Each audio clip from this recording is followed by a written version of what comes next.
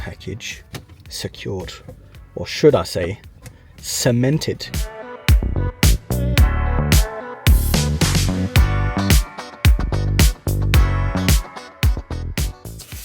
Yeah, I think that will do. We've got grail level. I don't care how much stock numbers are, how many shoes of these are produced. For me, the greatest Jordan 4 ever made. And I've got some bangers, I've had some bangers, there've been some bangers, but these are the mash. That was kind of nice. Bangers and mash. If you're not from the UK, you wouldn't really get that one. White cement, baby. Shout out to Offspring. Now, there's two reasons why I think these were easier to cop than I first thought. One, because the Jordan 3 Soul 2.0 has dropped near enough the same day. And there's a lot of numbers of this shoe, allegedly. I don't know. They always spill out stuff that may not be true, may be true. Who knows? Who cares? As long as we get the shoe. I was planning to do a little vlog. However, I just wanted to get in and get out. And yeah, that's exactly what I did. But, it's my first time owning this shoe. I've had the breads before, I've got them now, you know, recent retros. The closest I've come is probably the Midnight Navies, which I love. Box-wise though, very classic Jordan Flight on the top, pop-top lid, cement splatter all the way around. The product sticker does say Air Jordan 4 Retro, and the official colorway is Summit White and Fire Red. We ready, broskis? Are we ready? Oh yes. Ooh. I need a moment. Just give me some privacy. I need a moment. You guys think I'm acting for the camera, bro. If I was alone, I'd be doing the same thing, believe me. Thankfully, and I mean thankfully, QC is actually really nice on this pair. You know when you just see this, the Nike Air on the boot, just gives me butterflies, bruh. I'm trying to think what I can compare this shoe to in terms of quality of leather or lack of.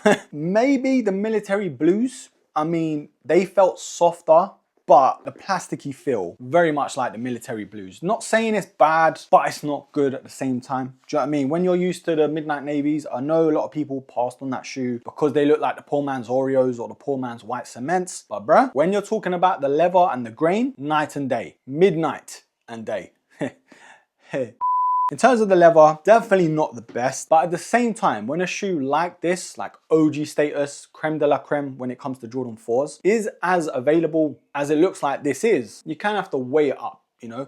Do you want them and not have to pay resale versus do you want to have to pay resale and get better quality leather without the stock numbers being as high? Now, I just got to try them on very quickly because I know that's why you probably came onto this video in the first place. They fit more like either the Nigel Brick by Bricks or the Bread 4 reimagined. Like, they've changed something. I'm not saying they're the most comfortable. Obviously, Jordan 4s still have a long way to go unless it's an SB. However, surprisingly, having these on feet for a little bit, not too long, they're not bad. They're actually okay. So true to size, if you want my 2 pence, I've got narrow feet. I know some people do like to go half a size up, but honestly, whatever normal Jordan 4 sizing you go with, stick to that, you'll be all good. Now, when it comes to the history of the Jordan 4 white cements, of course, being one of the OG colorways to the 4 that they released way back in '89. The black cements, aka bread that we call it now, the military blues, the fire reds, and yes, these bad boys, the white cements. Personally, I think this is the best, and I'm talking overall Jordan 4, not just the OG colorways.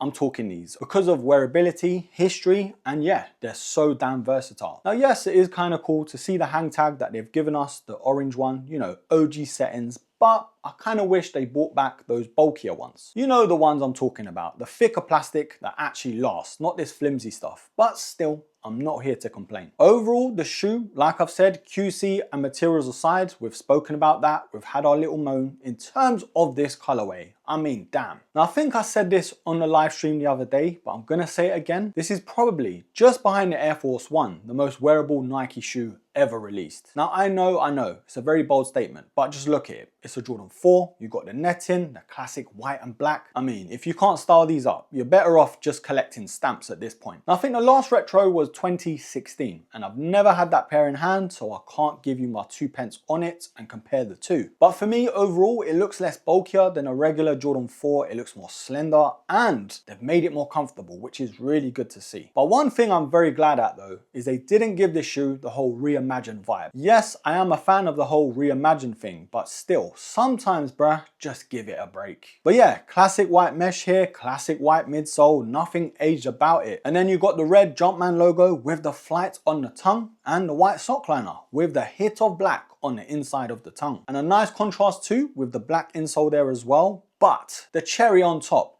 the lemon to the lahmacun, the Nike Air on the heel counter. Man, I just love it. The cement splatter all over there. Yes, it's not as soft as an SB pull tab, but who cares? Jordan 4 iconic outsole with the red hits, the black, the grey, the white, and the Nike branding. Are we back to normal? Living in a time where you can walk into a shop and be like, excuse me miss, do you have a 9 UK in the white cements?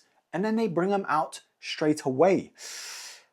Couple years ago, no chance, bruh.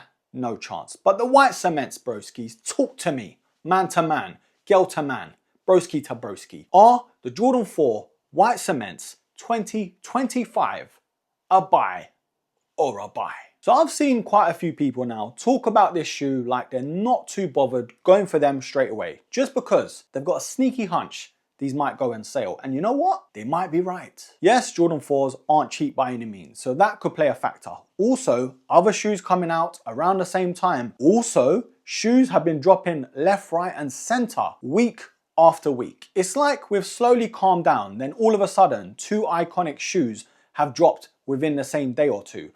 Those Jordan 3 Soul 2.0s, you couldn't waited a couple more weeks, could you, Nike? You couldn't. But anyways, this shoe, for me, iconic, top tier, my favorite Jordan 4 of all time. This retro has not disappointed at all. Really like the shape, really like how they feel on foot. They've definitely changed something. They've given us that sort of updated Jordan 4 tooling. And no, just to say it again, it's not on the level as an SB Jordan 4, but it's close to the Bread 4 reimagined, and I'd say even the Nigel Brick by Bricks. And yep, my sneaker Karen's got to come out for this one just because it does. The leather or lack of quality of leather does knock this retro down a peg or two. It just does, bruh. I mean, over time, you're not really gonna worry about that too much. They're gonna crease up either way, and they may even look better worn in. Broskies, you know where I'm going with this one. This has cemented its place in my collection. Hey, I'm on fire, bruh. Someone put me out. The white cement 2025 is an absolute buy. Let me know what you think down below. Is it a shoe that you copped? Is it a must-have in your collection? Do you have a pair from 2016? Or is this an absolute miss? Leave all your thoughts down below, broskies. I'll catch you in the next one. I've got some editing to do. I've got some more filming to do. And I'm going to be waiting on the Jordan 3 Soul 2.0s. I'm excited about those because the leather on them, whew, they look good. But anyways, like, comment, share. Do all of that other good stuff for me, please. And until the next episode,